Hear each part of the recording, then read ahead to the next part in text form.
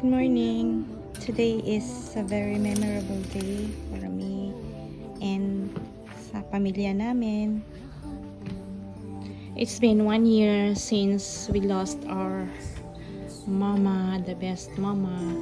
She's very special to us, and ito yung mga time na nag-grave ako, sobrang iyak ko, and every day she was always forever remembered and forever missed. Kaya today samahan niyo ako, guys, and kukumustahin ko lang siya doon. Meron akong isang place na lagi ko siyang kinukumusta.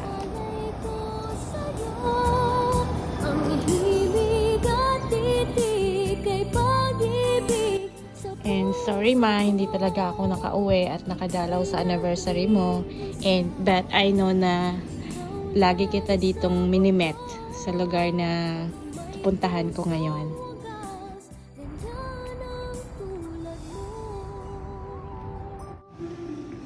Gathered together in Christ for all people, let us come confidently to the Father with our prayerful intentions.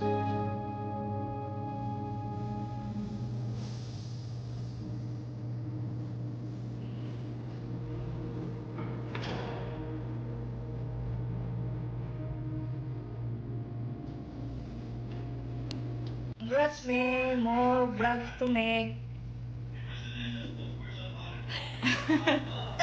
Congrats, eh. Bye-bye. We love you. We miss you. Thank you so much, ma. I love you so much and we miss you a lot. And forever akong mag-vlog for you kasi alam kong best fan and follower kita. I love you.